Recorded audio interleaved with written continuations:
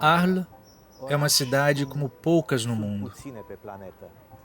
Situada sobre as margens do rio Ródano, é uma cidade das artes, uma cidade abundante em ruínas da antiguidade.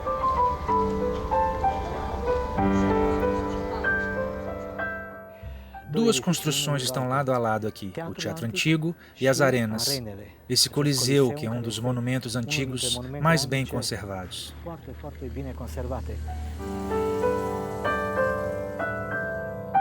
Por trás dessas pedras há a história turbulenta dessa cidade, mas também a da civilização romana, que se estabeleceu na Provença.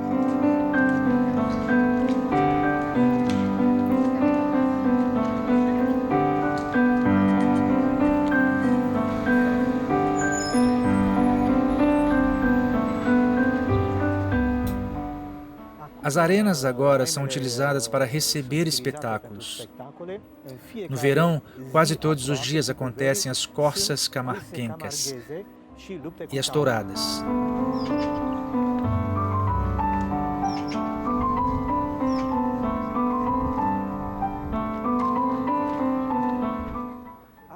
Mas eu sou interessado por Arles por outros motivos também. Aqui acontece um festival internacional de fotografia, um dos mais importantes do mundo. As maiores estrelas da fotografia expõem aqui.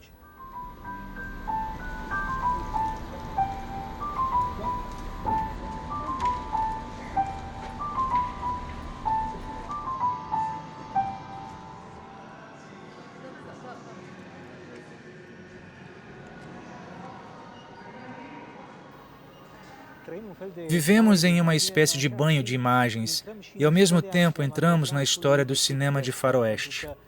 Porque poucas pessoas sabem que antes que esse tipo de filme se tornasse um gênero tipicamente americano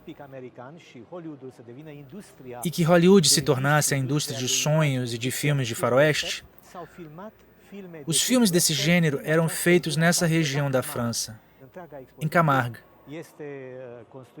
Essa exposição tem como título Faroeste Camarguenco.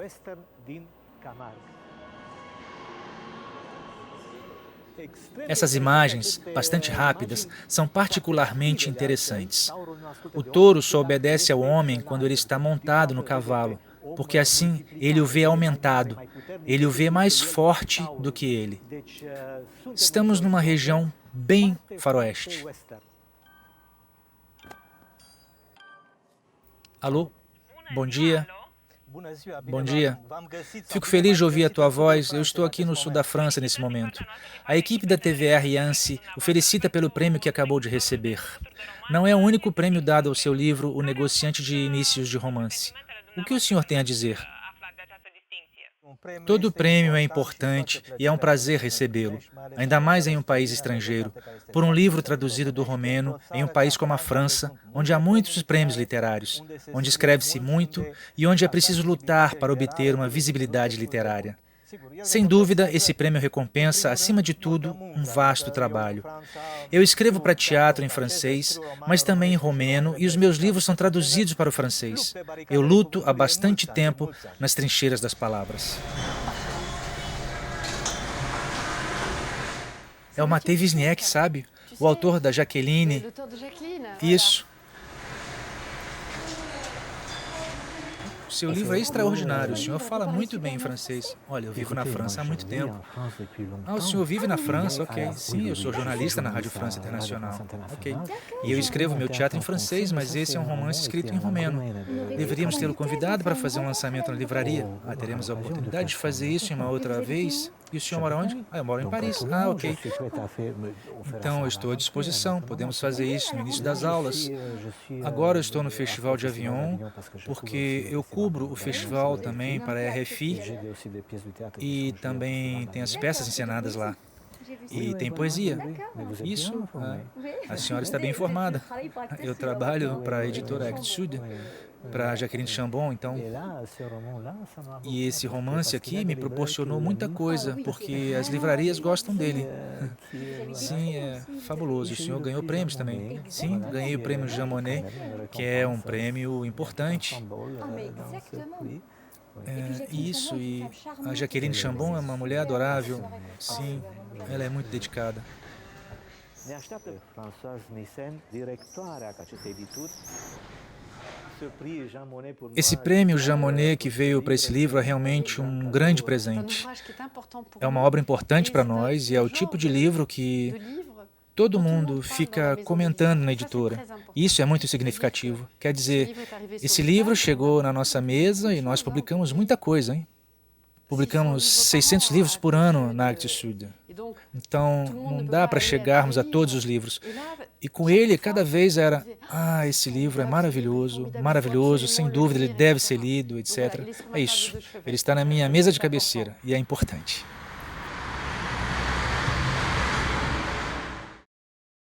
Meus muito queridos amigos. Antes de tudo, obrigado por estarem trabalhando nas minhas peças, nas minhas palavras. E agora eu vou falar um pouquinho sobre a maneira que eu controlo as palavras e da maneira que as palavras me dominam e me fascinam. Para mim, as palavras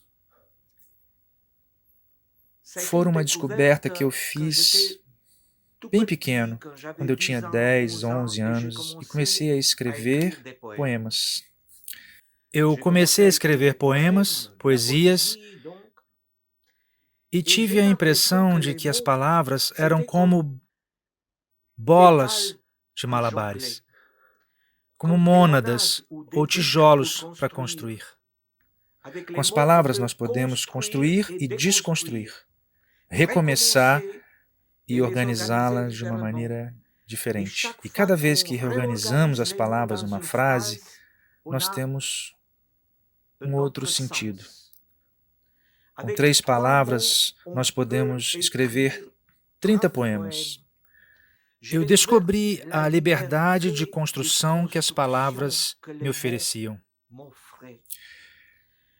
Eu descobri que podia ser um arquiteto das palavras, mas também que cada palavra era um mistério, que cada palavra tinha uma história, que cada vez que eu construía uma coisa com as palavras, eu devia reaprender essas palavras.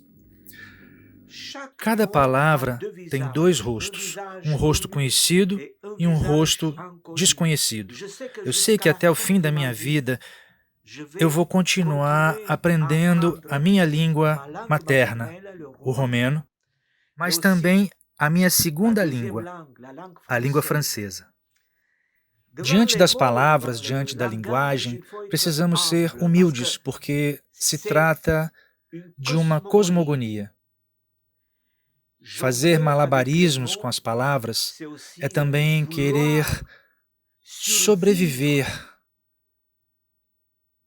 graças às palavras, que viverão um pouco mais do que eu. Eu espero que as palavras que escrevi irão prolongar a minha vida. Na verdade, as palavras, em comparação às pessoas, são eternas. É essa também a fascinação que as palavras exercem em mim. Eu sei que eu trabalho, que eu posso fazer malabarismos com conceitos eternos.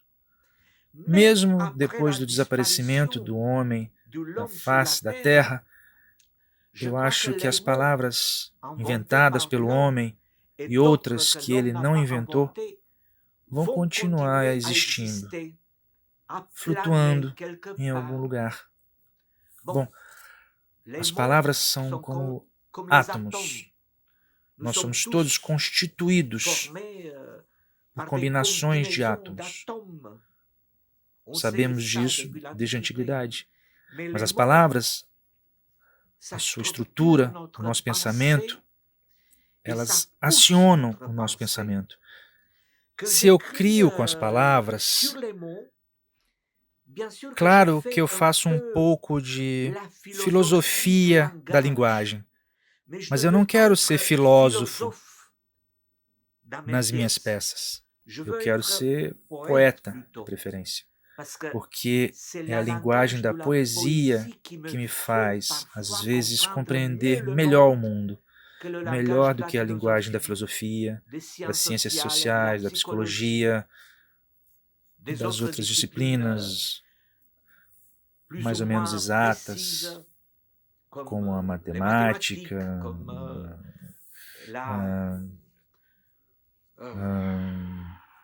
não sei o que dizer, a história, a psicanálise. Eu sei que a poesia, que emprega as palavras, mas que também joga com as palavras, que inventa as palavras, pode nos abrir caminhos para melhor compreender o homem e o mundo. Eu sou muito amigo das palavras. Todos os dias eu escrevo palavras, escuto o que essas palavras podem me contar. Eu redescubro, às vezes, todos os dias, as palavras, porque num contexto diferente, uma palavra diz outra coisa. Mas também escrever em duas línguas, em francês e em romeno, me ajuda a circular entre duas línguas e duas culturas. E eu redescubro a minha língua materna, o romeno, graças à língua francesa. Na verdade, eu não quero explicar nada, porque na minha cabeça também é o caos. Caos, ordem de um lado e caos do outro. É cedo demais para eu me explicar, porque eu ainda estou ativo. E quando eu escrevo, eu não penso muito naquilo que eu quero dizer. Eu escrevo com o coração, com a língua, com os olhos, com as orelhas, com as mãos. Eu escrevo com as tripas, com a minha experiência, com o desejo, com as minhas fantasias, escrevo com os meus sonhos, escrevo com as minhas frustrações, escrevo com as minhas dúvidas, mas eu não escrevo com o meu cérebro. Quer dizer que eu não quero organizar alguma coisa. Eu escrevo para deixar explodir os meus sentimentos. É a emoção que me interessa mais do que o lado racional. Pelo contrário, eu acho que explorar o irracional pode nos abrir ainda mais caminhos de compreensão do nosso ser, da sociedade, das relações entre os homens, entre os seres humanos e o mundo. Então, vocês estão vendo? Eu não tenho regras. Eu não tenho regras quando começo a escrever, justamente porque eu quero acabar com as regras quando eu escrevo. Eu sei que para escrever é preciso antes ter lido muito. Então eu sou alguém que lê o tempo todo, muito. Poesias, romances, teatro, ensaios, artigos. Todos os dias eu ofereço entre 6, 7, 8, 9 horas por dia às palavras. As palavras escritas, as palavras que eu mesmo escrevo. Eu talvez seja feito de palavras. Se um dia, eu não sei,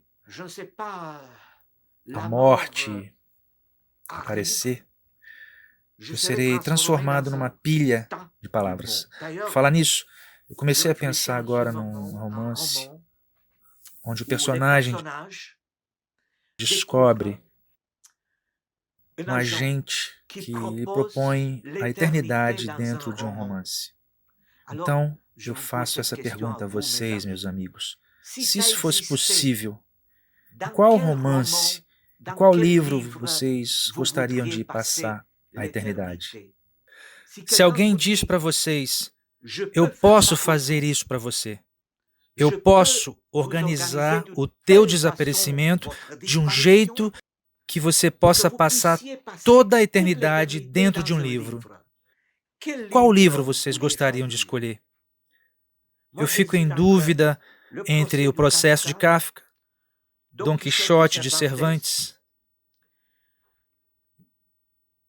Guerra e Paz de Tolstói, talvez O Retrato de Dorian Gray de Oscar Wilde e talvez o romance de Gabriel Garcia Marques, 100 Anos de Solidão. Eu tenho cerca de uns 10 romances em que eu gostaria de passar a eternidade. Então, agora eu estou falando para vocês para dizer que eu aprecio demais o fato de vocês estarem trabalhando com as minhas palavras, os meus textos, mas também o fato de eu ter encontrado vocês, que nós conversamos, que vocês me fizeram visitar o Brasil, que eu pude passar dias e dias em Salvador, na Bahia, no Rio, em São Paulo. Isso me enriqueceu demais. Eu sinto que nós, as pessoas de teatro, que amamos o teatro, nós formamos uma família, uma internacional das pessoas do teatro. Então eu não tenho medo que as minhas palavras passem de uma língua a outra. Eu sei que elas vão passar bem se existem pessoas apaixonadas que constroem essas passagens de uma língua a outra. Então eu estou falando com vocês nesse momento do meu quarto, onde eu trabalho. Vocês estão vendo, o meu quarto é um pouco como as minhas peças. Tem muitos objetos, uma espécie de caos organizado. Eu preciso de cada objeto para conservar a memória das minhas emoções, das minhas reflexões, das minhas angústias, das minhas dúvidas, do meu amor pela vida, pelo homem. Nesse momento, há uma guerra na Europa. As palavras podem captar esse drama gigantesco? Eu estou pensando nesse momento sobre essa questão. O que eu posso fazer com as palavras para parar a barbárie, a tragédia, o drama? É esse o nosso problema que está chegando assim, agora. Eu me sinto humilde e sem poder. E, no entanto, eu sei que as palavras são mais fortes do que as balas. Que a poesia será sempre mais forte do que a barbárie. Beijos a todos e vamos continuar. Bom dia de novo. Eu vou falar agora sobre a minha peça Ricardo III está cancelada. Eu escrevi essa peça há cerca de 20 anos porque eu estava atormentado, obcecado por esse assunto, a relação entre o artista e o poder totalitário. A relação entre o artista e o poder autoritário.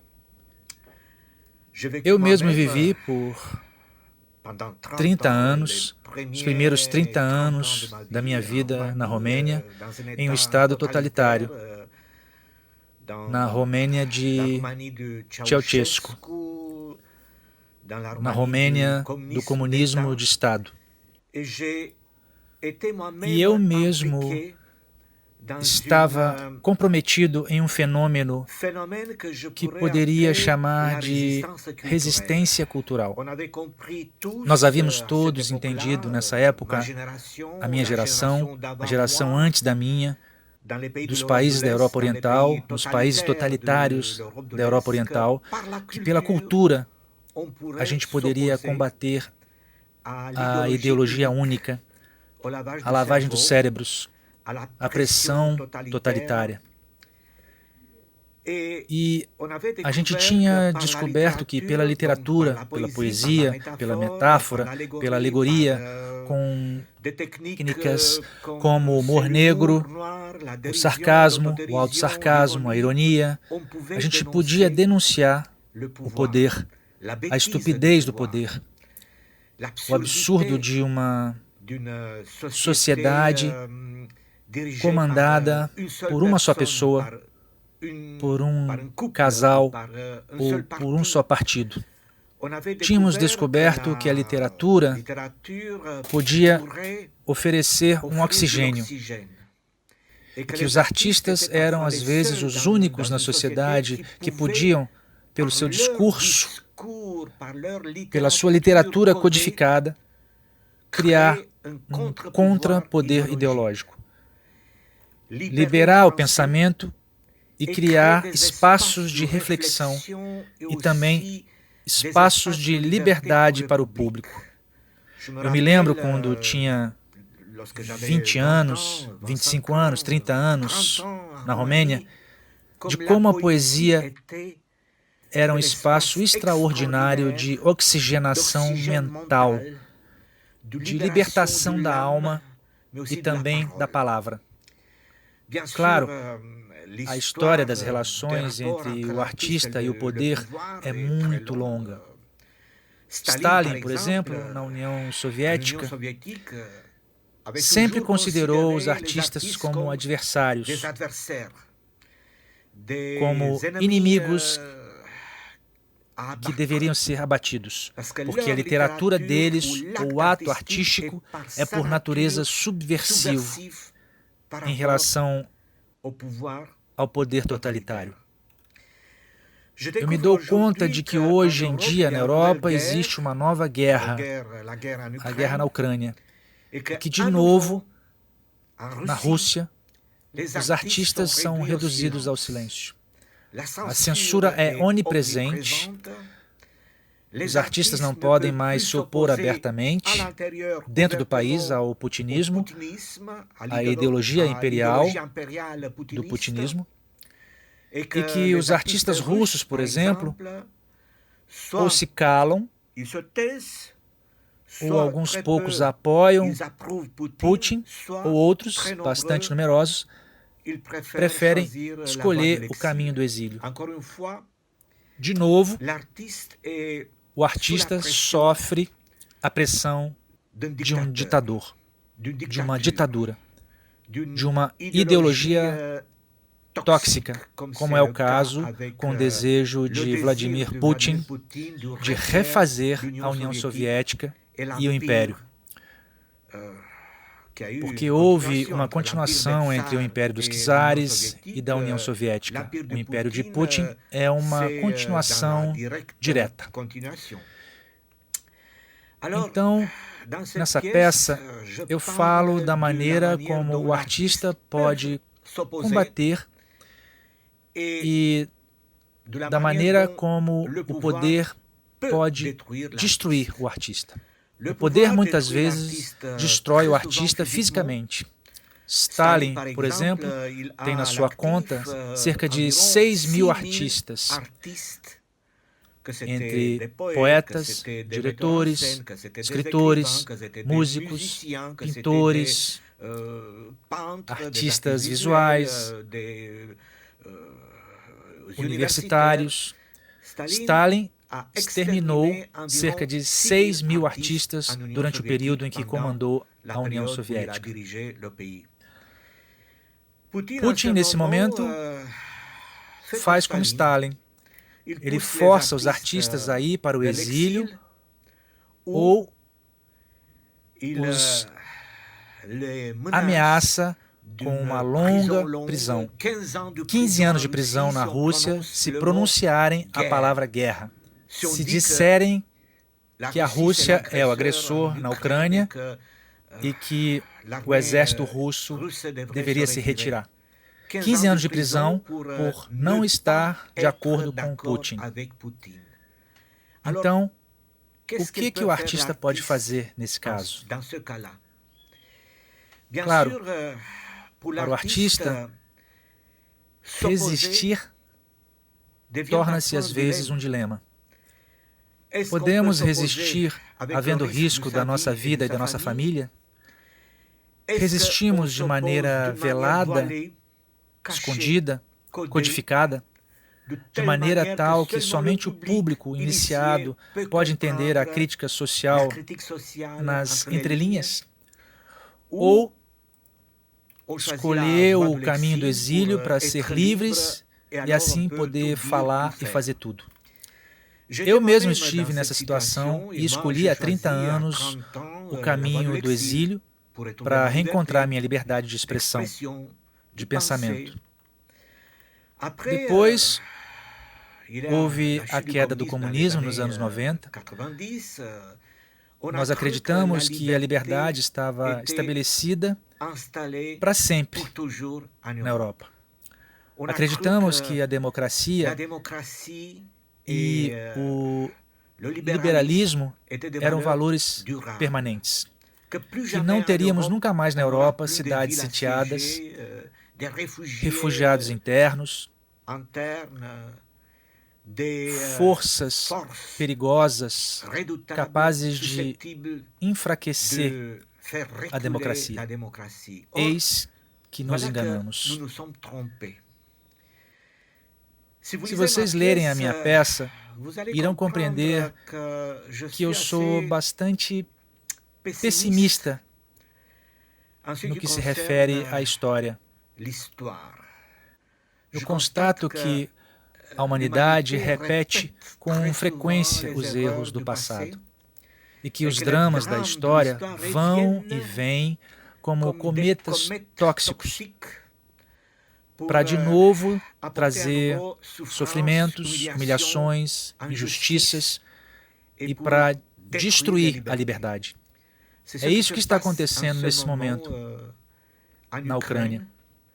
A destruição de uma nação, jovem por sinal, a destruição da liberdade, a destruição da democracia, que em todo caso não era muito sólida na Ucrânia, mas havia, mesmo assim, 40 milhões de ucranianos que miravam o Ocidente, que queriam mudar o seu modelo de sociedade, que queriam escolher a liberdade, a democracia e renunciar ao modelo totalitário.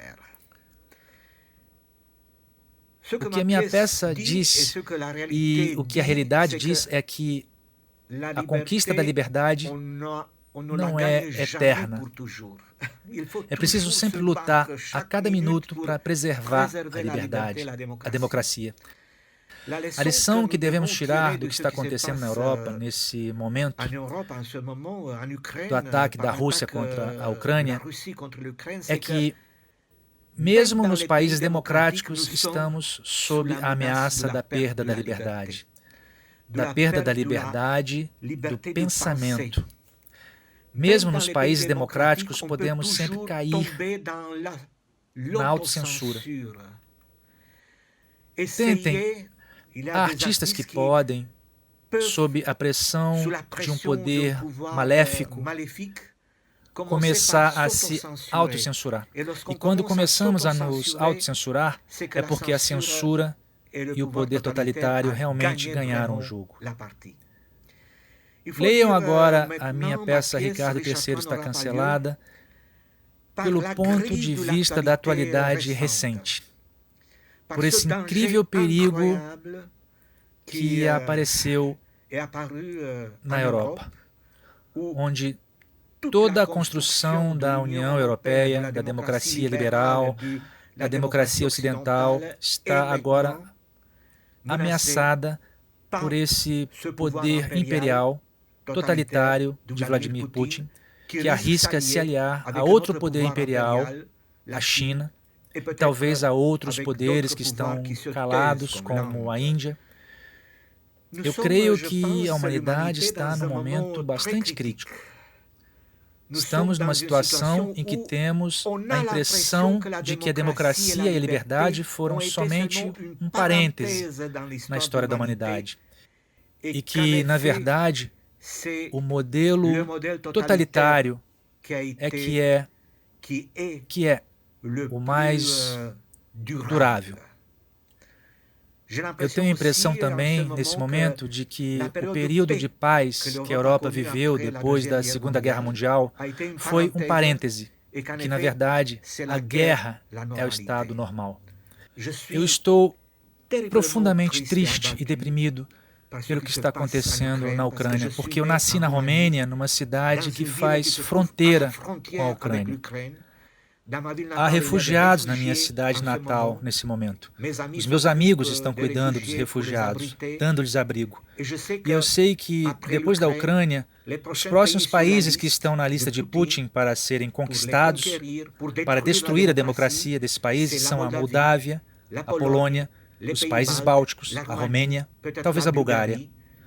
Portanto, toda a Europa Oriental está ameaçada. E, na verdade, todo o mundo democrático, pelo que está acontecendo nesse momento. A minha peça talvez seja premonitória. Eu falo do combate de um artista contra um monstro totalitário. E nem sempre é o artista que ganha. A palavra progresso na boca da minha mãe soava terrivelmente falsa. Eu escrevi essa peça após a guerra na Bósnia.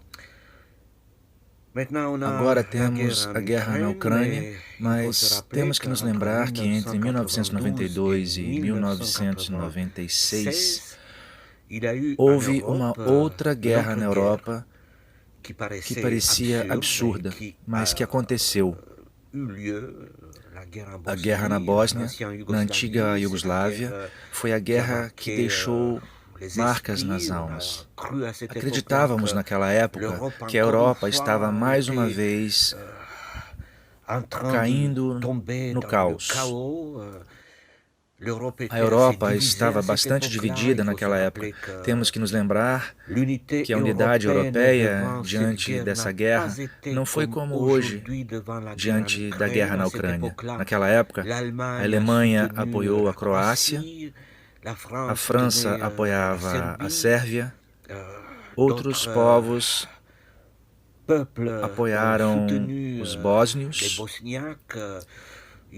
Houve, a propósito, pela primeira vez na Europa, uma descoberta. Nós entendemos praticamente pela primeira vez que os povos da Federação Iugoslava, até então excluídos, eram muito distintos. Que os sérvios eram ortodoxos, que os croatas eram católicos, os muçulmanos os bósnios eram muçulmanos. Nós tivemos muitas surpresas naquela época na Europa. O horror tinha voltado pela primeira vez desde a Segunda Guerra Mundial. Houve um período em que a cidade de Sarajevo foi sitiada por anos. Houve ações incríveis, como por exemplo do presidente francês François Mitterrand, que foi até Sarajevo ajudar os bósnios. Foi um ato midiático, mas que não parou a guerra.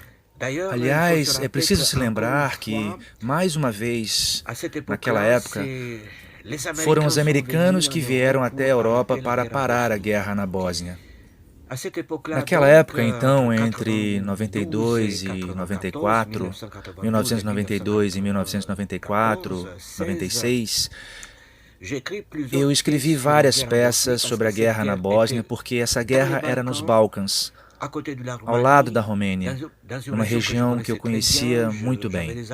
Eu tinha amigos sérvios, amigos bósnios, amigos croatas, amigos montenegrinos, amigos macedonienses, albaneses.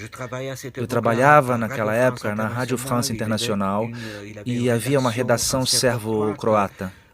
Nós conversávamos muito e, mais uma vez, o jornalista que havia em mim sentia-se um pouco impotente, enquanto que o autor que há em mim escreveu várias peças sobre a guerra na Bósnia. Eu escrevi a minha peça do sexo da mulher como campo de batalha na guerra na Bósnia, onde eu falo sobre as mulheres violentadas naquela época. E também escrevi duas outras peças sobre os Balcãs. A palavra progresso na boca da minha mãe soava terrivelmente falsa e uma outra peça, O Expresso do Ocidente. Uma peça sobre a guerra pode parar a guerra? É isso. A pergunta está feita e a resposta é clara, não. Os artistas, com as suas peças de teatro, com seus romances, com a poesia, com os textos, não param a guerra, mas podem denunciá-la. Eles podem denunciar as atrocidades, eles podem denunciar a barbárie, eles podem também conservar a memória dos gestos, das ações, das palavras que são ditas, das atrocidades. Os artistas podem ajudar na preservação da memória. Nas suas obras, os artistas recorrem muito à emoção, mais do que os jornalistas, que recorrem muitas vezes ao intelecto, que produzem a informação. Um artista tenta perturbar as consciências, as almas, os corações. Uma boa peça sobre um evento concreto, como a guerra na Bósnia, é como um testemunho da emoção, como uma captação da emoção que fica, que continua a falar, a gritar, a denunciar.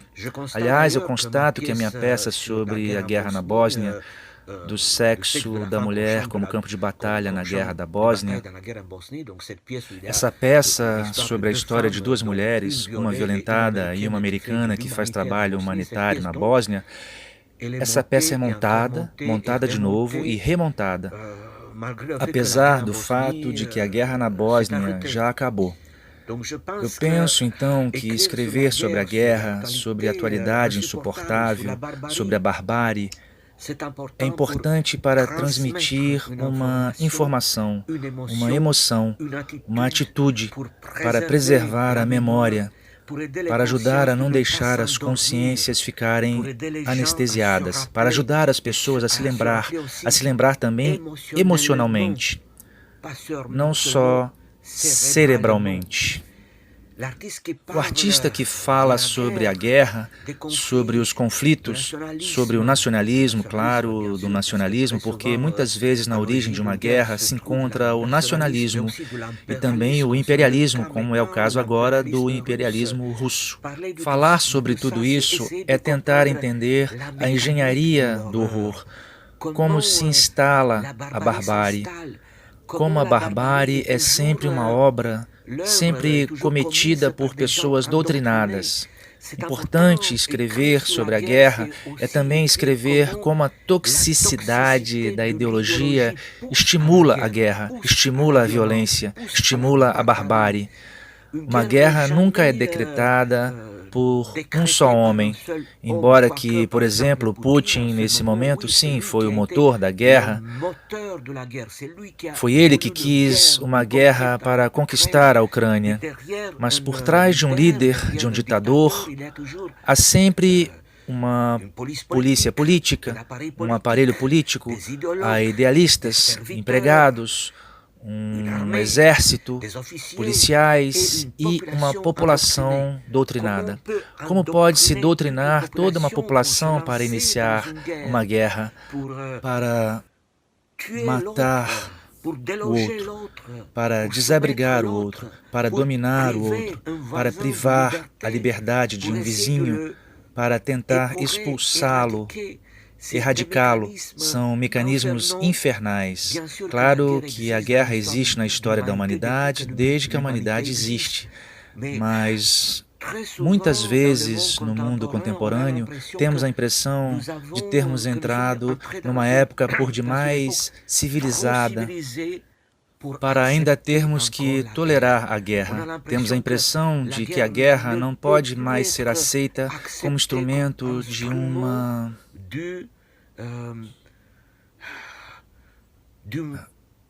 resolução de conflitos. E eis que isso ainda existe.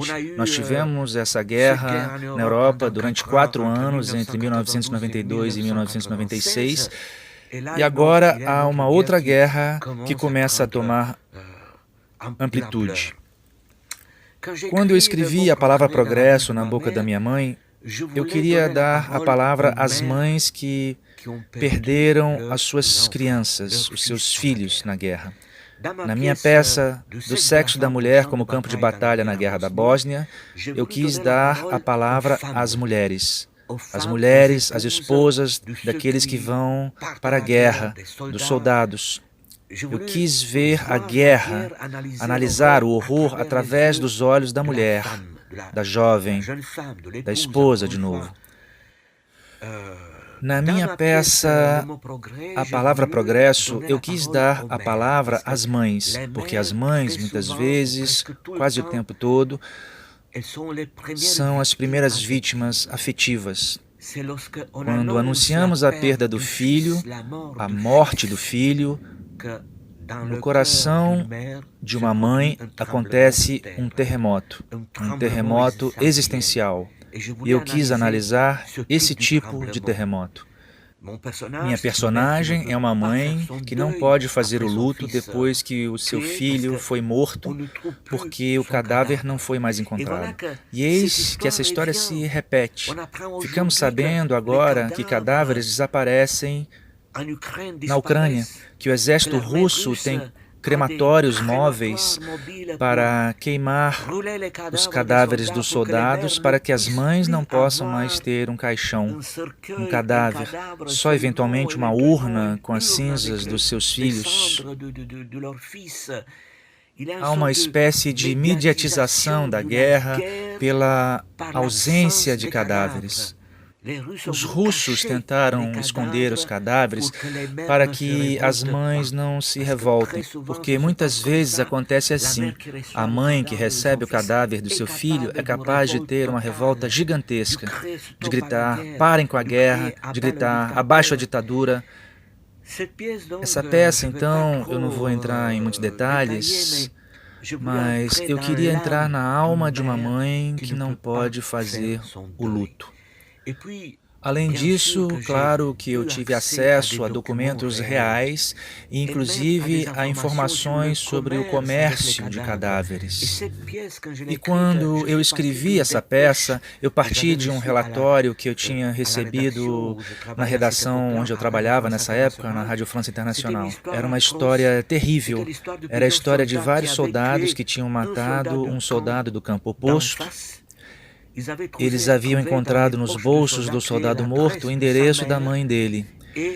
E esses soldados, então, que haviam matado o inimigo, escreveram uma carta para a mãe do soldado, dizendo: Senhora, o seu filho está morto, mas se a senhora quiser o seu cadáver para enterrá-lo decentemente, conforme a sua religião, nós o vendemos. Não é caro, são $4.000, e a senhora poderá ter o cadáver, enterrá-lo adequadamente e fazer o seu luto. Então, no horror da guerra, é possível haver níveis de horror ainda mais monstruosos. O horror do comércio com os cadáveres, o horror dos corações que se petrificam. Não sentimos mais, não temos mais sentimentos humanos, matamos a sangue frio. Na guerra, o homem não vale mais nada. E quanto mais a guerra continua, mais a barbárie se intensifica. E mais a humanidade no homem desaparece. Estes são os mecanismos que eu tentei analisar nessa peça, a palavra progresso. Por que Hécuba? Eu escrevi essa peça há uns 10 anos, até mais, algo paradoxal, por um pedido de uma companhia japonesa. Uma companhia japonesa, a trupe Kaze de Tóquio, que veio me ver em Paris, com uma atriz muito conhecida por lá, uma atriz idosa que queria encarnar Hécuba. É interessante porque uma companhia fixada na Ásia, no Japão, queria criar um espetáculo a partir dessa personagem mítica da mitologia grega que nasceu na Europa. É isso. Todos nós conhecemos a história de Hécuba, a rainha do rei Príamo, a rainha de Troia, que perdeu 19 filhos na guerra. Mas a personagem da mãe que grita por socorro, a mãe que se rebela contra a guerra, a mãe que não pode suportar a perda de seus filhos na guerra, essa personagem já é presente nas minhas peças, em muitas das minhas peças, há muito tempo. Eu era ainda um jovem autor na Romênia, em 1985, 86, quando escrevi uma peça que se chama Os Cavalos na Janela. E ali já existe essa personagem, a mãe, que prepara o seu filho que está indo para a guerra, e imediatamente, na cena seguinte, há o mensageiro que aparece e que informa, que anuncia à mãe a perda do seu filho. Sem glórias, numa guerra de batalha absurda, sobre um campo de batalha absurdo. A personagem, a mãe que está enlutada, marcada pela tragédia da perda do filho, essa personagem aparece em outras peças minhas. Por exemplo, a palavra progresso na boca da minha mãe soava terrivelmente falsa. A história da mãe que não pode fazer o luto porque ela não pode tocar no cadáver do seu filho, ela não pode enterrar o cadáver do seu filho. Ela precisa de um cadáver, de algum vestígio do seu filho para poder fazer o luto e superar a sua dor e eventualmente conseguir ainda viver. Embora a vida de uma mãe após a perda de um filho ou dos filhos, das suas crianças em geral, nunca será a mesma. Mas essa tríade, a mãe, o filho e a guerra, digamos, é um assunto muito antigo. É um assunto que atravessou a história da humanidade, a história das mitologias. Infelizmente, as guerras são mitos fundadores em várias culturas, em várias civilizações. A civilização grega tem como mito fundador esta Guerra de Troia. Aliás, Homero, ou Homero em francês se diz Homero, mas é Homero, com a Ilíada e a Odisseia, que são duas epopeias, ele cria, de uma certa forma, as bases da espiritualidade europeia, com seus mitos de guerreiros, de heróis, de maldições, a relação entre os deuses e os homens. E há também, claro, a mãe, que aparece, sobretudo a mãe, a rainha, a mulher de Príamo, o rei de Troia, que,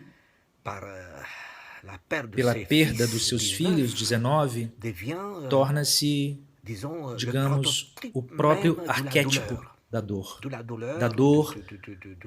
da impotência, da tragédia profunda. O que me atraiu na minha peça, porque, bem, muitos textos significativos já foram escritos sobre Hécuba. O que me interessou nesse texto não foi somente o drama em si, mas a revolta da mãe enlutada. É a revolta de Hécuba que é, de fato, o assunto principal na minha peça, porque ela vai se revoltar contra o destino e também contra os deuses. Os deuses que construíram o mundo de uma maneira, digamos, atroz. Os deuses que são os espectadores das tragédias humanas que se encadeiam, intermináveis. E Hécuba tem essa revelação de que o mundo é mal feito, que as tragédias humanas são um espetáculo para os deuses e que isso deve mudar. Bom, a humanidade nunca conseguiu mudar os fundamentos da sua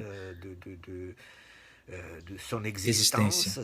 Portanto, as guerras se repetem, os dramas se repetem, as mães enlutadas estão sempre presentes na nossa existência. Hoje podemos falar de mães enlutadas na Ucrânia e na Rússia. Normalmente, essas mães enlutadas, essas mães na sua dor, deveriam se dar as mãos e tentar acabar com a guerra. Aliás, há situações onde as mães revoltadas tentaram parar os massacres, tentaram punir os torturadores, tentaram desmascarar os fomentadores da guerra.